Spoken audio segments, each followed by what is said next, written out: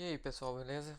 Eu vou fazer aqui o lance de fazer um pull request pro repositório do Felipe lá com o cookbook, tá? Ahn, eu não vou fazer isso do jeito mais simples possível no começo, porque tipo a gente poderia fazer usando o terminal e tal, só tendo o Git instalado.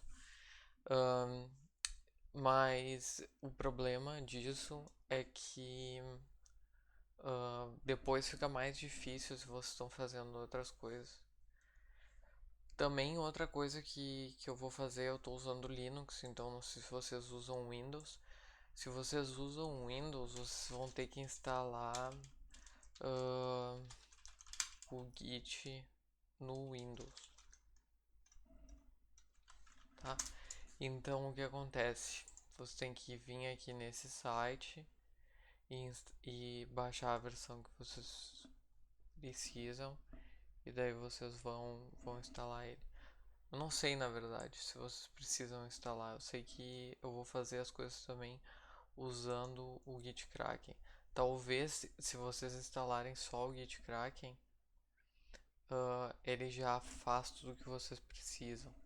E aí vocês não precisam instalar o Git. Mas talvez vocês precisem do Git. Então quem está no Windows aí vai ter que dar uma pesquisada, que eu não sei exatamente como é que é. Se não, no Linux funciona assim. O que eu quero fazer conceitualmente é fazer uma cópia desse repositório, desses dados que estão aqui, e mandar para cá uma sugestão de modificação desse código. Tá?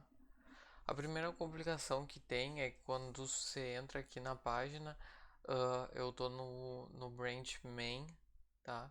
Só que os dados, na verdade, se tu for ver aqui, só tem o readme aqui. Mas se tu for ver os dados mesmo, onde é que eles estão no master, tá? Isso aconteceu porque depois dos protestos lá com a questão do George Floyd nos Estados Unidos, o pessoal se deu conta de que master tinha uma relação com racismo e então se decidiu trocar isso para main. Então agora o repositório que vem por um, standard, né? O repositório padrão que vem é o main. Só que daí tem um pouco de confusão porque todo mundo usava master antes e aí alguns softwares criam automaticamente o master. Então provavelmente foi isso que aconteceu aqui, ou talvez esse repositório foi criado antes dessa mudança, tá? Mas é basicamente só isso. Vocês chegam aqui no repositório, clicam aqui nessa aba, tá? Vou deixar os links que vocês precisam na descrição do vídeo, mas basicamente é isso. Vocês vão vir aqui e vão mudar, tá? Vou deixar o link pro master também, caso talvez gere confusão, tá? Mas a moral é o seguinte, se esse repositório fosse seu, o que você gostaria de fazer é clonar ele. Então você clicaria aqui em clone, copiaria esse link aqui e aí você poderia abrir um terminal e fazer git clone e aí botar o link. E aí eu copiaria o repositório. O problema com isso é que esse repositório não é meu, né? Ele é do Felipe ali. E aí se eu tentar fazer alguma modificação e mandar para lá, vai dar conflito, porque ele vai me dizer que eu não tenho autorização para enviar código para aquele repositório, tá? Então, no lugar de fazer isso, né, de clonar esse repositório, o que eu vou fazer é fazer um fork dele, tá? Que significa um, fazer uma separação, né?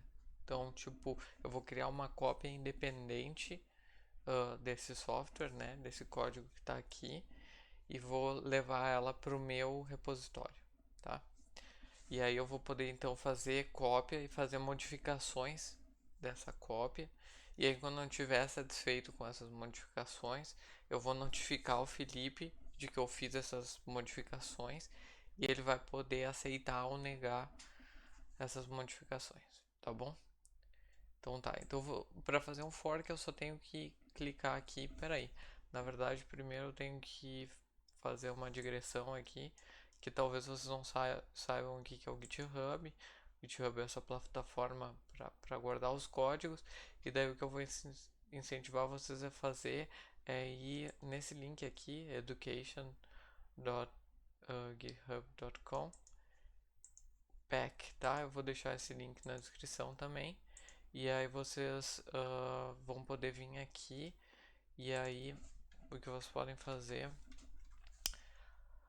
é, eu vou abrir aqui uma aba privada só para vocês verem como é que vai aparecer para vocês. Vocês clicam aqui e diz Get Your Pack, tá?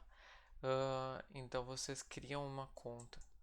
Aí tem que preencher aqui e tal, criar uma conta, e vocês vão ter uma conta no Git, e vocês vão enviar um comprovante de que vocês são estudantes, só para vocês terem acesso premium à ferramenta, que daí dá uns direitos a mais. Vocês podem ter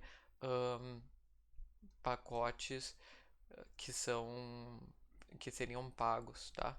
E coisas, por exemplo, ter códigos que não são abertos ao público. Se tu tem a versão gratuita, todos os códigos que tu bota lá, eles vão ser automaticamente abertos ao público, o que pode não ser muito bom se você está tentando fazer alguma coisa para um paper e tal, e você não quer que seja publicado antes de que você tenha pelo menos escrito o artigo, né?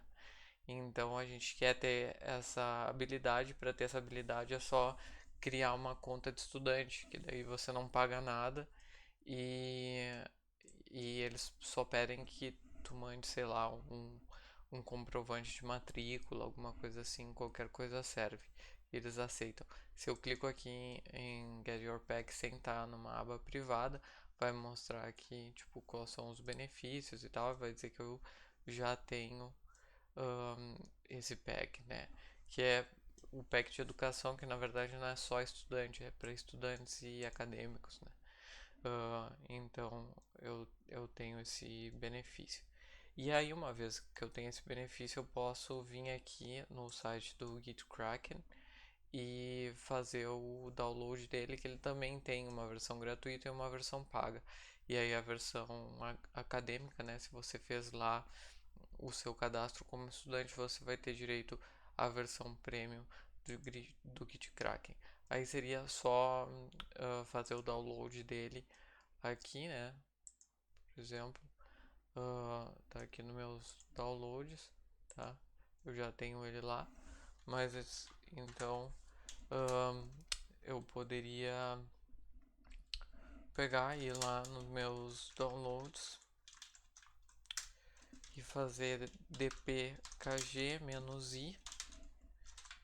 GitKraken AMD64, e aí ele vai pedir a minha senha, né? Tem que fazer sudo isso, e ele vai pedir minha senha, eu boto a senha e ele instala, tá?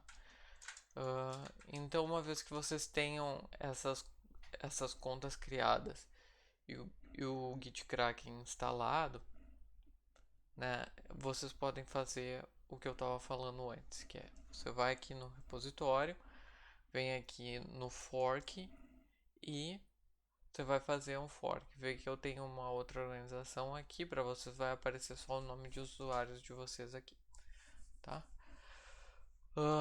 Então, clicando aqui, ele vai para essa tela onde ele está internamente lá no GitHub, fazendo uma cópia desse software e criando uma versão minha, né? Então, você vê que agora aqui está Garcia Dias, né, que é o meu usuário, e o nome do repositório, tá? Sendo que se eu for para trás, vocês vão ver que é o EBHBR, era o original, né? Então, o que eu tenho aqui, esse símbolo indica que isso aqui é um fork do projeto original que pertence ao Felipe, tá? Então agora sim eu posso fazer um clone. Então eu pego e copio esse link aqui, que é basicamente o mesmo link ali, também daria no mesmo, tá? Mas basicamente isso. Você poderia baixar como um zip e ter ele no seu computador normal e já poder usar o código.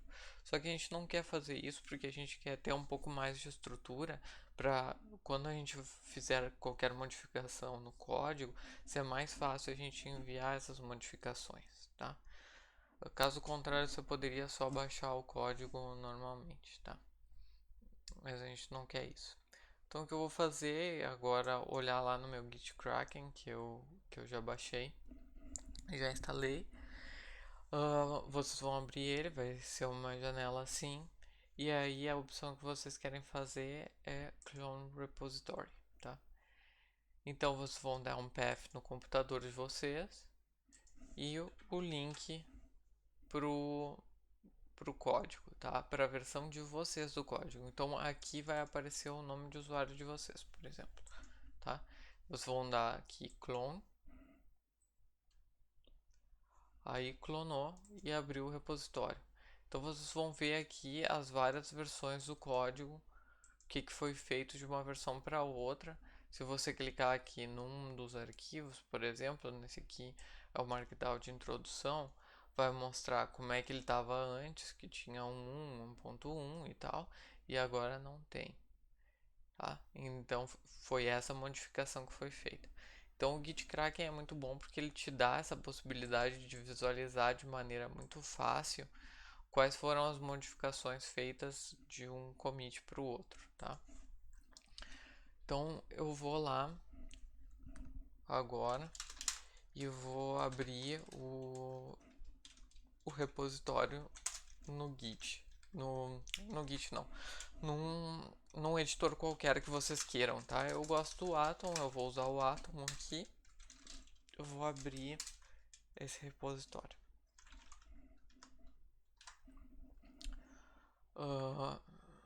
Tá. O problema é que, como eu tinha falado para vocês, tem dois branches, tá? Tem dois ramos do projeto, né? Duas ramas do projeto, se você quiser chamar, que é, ou seja, dois braços, né? E a gente tem códigos diferentes nesses dois braços, né? Que são o main e o master, por aquela questão que eu tinha falado para vocês antes, tá? Então, no Git Kraken, para eu mudar de um branch para o outro, basta que eu faça double clique aqui, né? Clique duas vezes no branch que eu quero ir. Então, se vocês olharem aqui, agora tá todos os arquivos aqui, tá? Então é bem mágico e essa é a mágica de usar o controle de versões, tá? Só para mostrar para vocês como é que funciona aqui. Eu tô com esses arquivos aqui e aí eu vou trocar de novo pro main e só tem o readme. Se eu for pro master, eu tenho todos os arquivos, entendeu? E então isso é muito útil porque tu sempre pode ter várias versões do teu código e aí você não fica com aquela coisa de versão final 1, versão final agora sim, sabe? Então, tipo, você vai fazendo modificações e elas são incrementais e você guarda as versões anteriores, tá bom? Então isso é muito importante. Eu não quero ir muito longe nisso, mas tem várias funcionalidades que vocês podem usar aqui para ir para o passado e voltar para o futuro ali das versões do teu código, tá?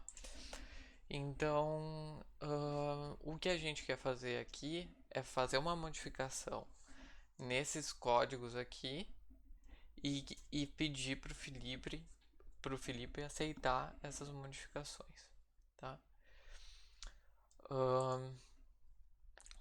Então, uma coisa que eu poderia fazer aqui é que eu tinha visto que tem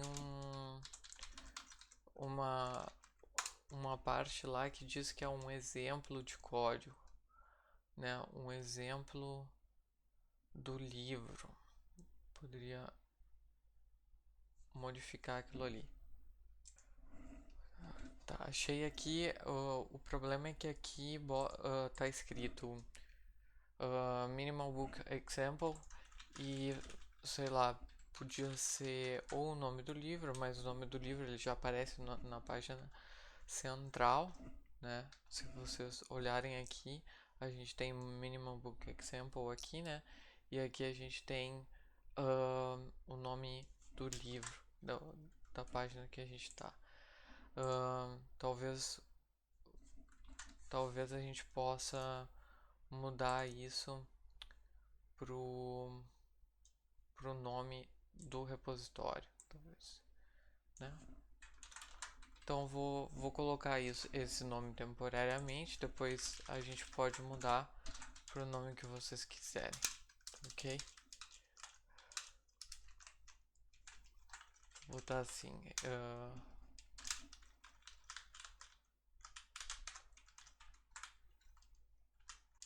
tá? Então agora aqui, ao invés de aparecer Minimum Book Example, vai aparecer ali o Cookbook do EBHBR. Tá? Então salvei isso aqui. Agora eu vou lá no Git Kraken, a gente vai ver que vai aparecer ali o lapisinho com um do lado. Isso significa que tem um arquivo modificado. Tá? Se eu clicar aqui, ele me mostra exatamente o que foi modificado, como era antes e como é agora. Tá? Então eu gosto dessas modificações que eu fiz. Eu vou fazer um staging aqui, quer dizer que eu concordo com isso e preparo essa modificação para ser enviada, né? Para ser salvada. E cada vez que a gente salva um código novo dentro da ideia do Git, a gente chama isso de um commit. Um commit nada mais é do que salvar aquela versão do código, tá? Então, no editor de arquivo de vocês vão salvar lá normal, Ctrl S, salvou. Daí ele vai aparecer aqui como tendo sido modificado, só que ele só vai ser transformado numa versão do código quando você fizer um commit oficial, tá? Então, cada vez que você fizer um commit, você pode dar um nome para esse commit e uma descrição. Geralmente, a gente coloca o nome aqui em formato imperativo dizendo faz tal coisa, tipo, essa modificação que eu fiz faz tal coisa, tá? Então, tá em inglês aqui os outros commits, então eu vou fazer em inglês também, mas acho que a gente pode mudar para português se vocês quiserem. Mas, enfim, vou fazer em inglês. Modifies the book title. Tá bom? Então é isso.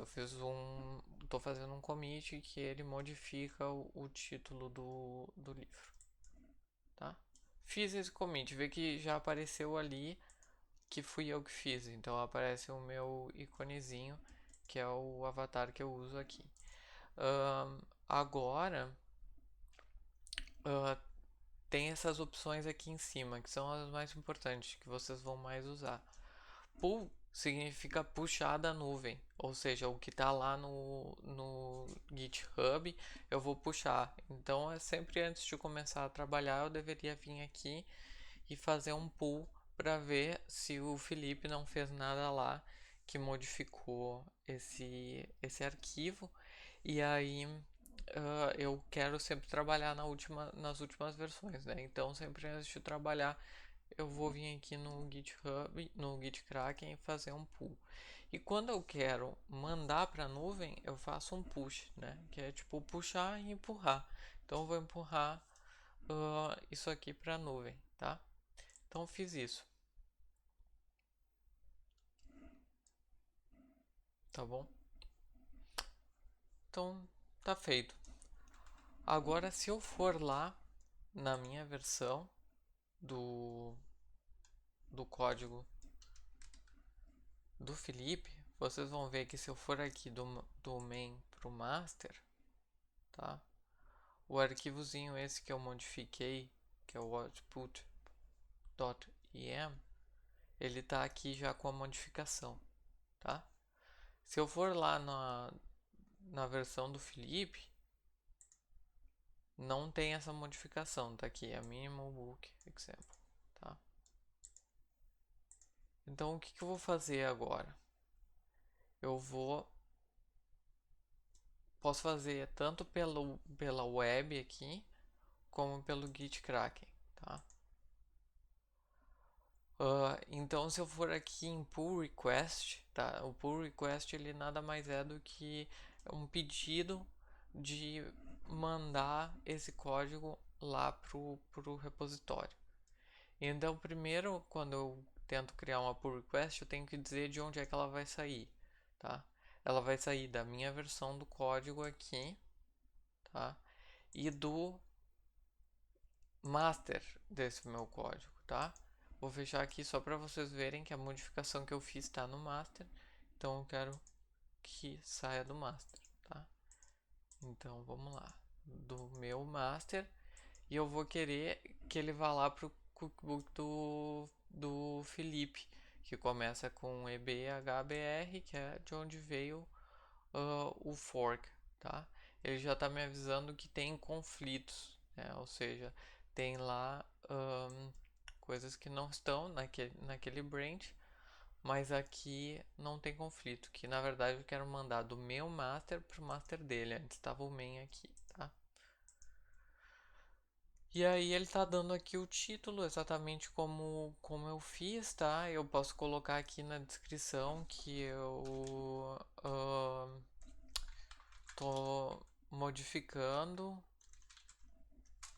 tá? Modifies the output.em, ok? Então só para avisar as pessoas que o que eu tô fazendo é mudar aqui, tá? Eu posso pedir que o Felipe seja o revisor, né? Ou eu posso deixar isso em aberto e posso escolher outras pessoas aqui, dar labels, né? A gente pode modificar os padrões para todo mundo saber, por exemplo, se eu estou corrigindo um bug, por exemplo, aqui no caso eu estou fazendo uma modificação na documentação, né? Mas tipo, não tem muito sentido eu botar essa tag, porque esse repositório ele é todo uma documentação, né? Então não tem muito sentido. Vou deixar sem nenhum label, tá? E aí eu clico aqui no Create Pull Request. Daí a pull request foi criada corretamente e eu posso clicar aqui para ver ela lá no site, tá? Então, se o Felipe for agora lá no site, ele vai ver que existe uma pull request criada por mim, com esse título, né, que modifica o título do livro, vai aparecer lá para ele, e aí tá dizendo aqui que que tem, né, isso aqui, esse texto que foi o texto que eu adicionei, e aí tem opções aqui do que se pode fazer e tal, né? Se eu clicar aqui em em Files Changes, por exemplo, vai me mostrar qual foi exatamente a modificação que foi feita. Então, tipo, só olhando aqui eu já posso ver que é uma modificação muito pequena, né? Então eu posso voltar lá no principal e dizer merge pull request, tá? Merge significa, né, fazer a integração dos dois códigos. Então eu estou pegando o código que está vindo, né, do Rafael, que o Rafael mandou, e fazendo o merge dele, né, conectando ele com o código que está lá no EBHBR, tá? Se eu clicar aqui, o que ele está me pedindo só para confirmar, eu confirmo, né? Mas isso aqui vocês não precisam se preocupar, que isso aqui quem vai fazer sou eu ou o Felipe. No futuro, igual vocês podem fazer também, né? Como vocês preferirem. Mas o ideal é sempre que uma pessoa crie a pull request e outra pessoa revise o que está sendo feito, porque a gente sempre erra, né? Então, sempre tu dá a oportunidade para outra pessoa revisar, que é mais provável que ela veja um erro do que você mesmo, né? Você já tentou eliminar todos os erros, tá? Então é isso. Agora, se a gente for aqui na versão do Felipe do código, de novo a gente tem que sair do main para o master. A gente vai ver que dentro desse arquivo aqui já está incorporada a nova versão, tá? E aí, se eu for lá e dar F5 no site, ainda não está aparecendo a modificação, porque ele leva um certo tempo para incorporar as modificações que a gente faz no site. Geralmente uns 5 minutos depois que a gente mandou essas modificações, elas se incorporam no servidor deles lá, tá? Isso na versão da página, né? Na versão do código é instantaneamente colocado. Então é isso, pessoal. Basicamente, o que você tem que fazer é isso. Vocês podem usar qualquer coisa para editar os arquivos. Vocês poderiam usar também o próprio terminal ou outras ferramentas para fazer o pull request ou fazer ali o commit das mudanças, né? Mas eu acho que esses softwares são os mais fáceis possíveis para vocês usarem, tá? Que é aqui com uma interface que é tudo clicando e tal. No começo é um pouco confuso porque a gente não conhece muitos botões e tal, e aí a gente acaba fazendo coisas que a gente não quer fazer. Então eu sugiro que vocês comecem criando um repositório para vocês mesmos, fazendo modificações, tentando mandar lá para vocês mesmos essas modificações. E aí depois, quando vocês tiverem um pouco mais de segurança, vocês já podem brincar lá com o código do repositório. De qualquer forma, mesmo que vocês forem lá, peguem o fork do repositório, é impossível que vocês destruam o código que a gente tem. Então vocês podem fazer o que vocês quiserem, vocês podem já ir direto lá, fazer um fork do código do Felipe e ir brincando com ele, mas eu digo só porque às vezes é mais fácil começar um código vocês mesmos, que daí talvez vocês não tenham esse problema do main, do master, né? Vocês vão ter só um branch, aí vocês podem vir aqui e criar um branch. Deixa eu mostrar outra coisa para vocês. Eu posso sempre criar em qualquer tempo um ramo novo, né? Então eu posso criar aqui teste, tá?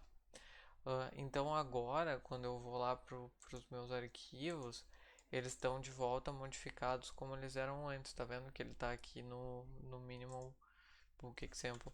Porque ele está nessa versão do código que tinha aquela frase ali, não a que eu coloquei. Se eu vou double clique ali, ele volta pro futuro, tá? Então isso te dá a possibilidade de sempre poder criar diferentes versões do código de vocês a qualquer tempo e fazer variações do mesmo código e ter tudo ordenado, vendo quem foram as pessoas que colaboraram com as diferentes versões desse código, tá bom? Eu espero que esse vídeo ajude. Se vocês tiverem qualquer dúvida, perguntem ali no WhatsApp ou me escrevam, tá? Que é tranquilo, eu ajudo vocês. Acho que é uma ferramenta importante de aprender a usar, porque assim a gente pode colaborar melhor e compartilhar os nossos códigos, né? Então, eu fico feliz em ajudar quem quer que seja a poder usar essas ferramentas que são muito importantes para a ciência. É isso aí, até mais.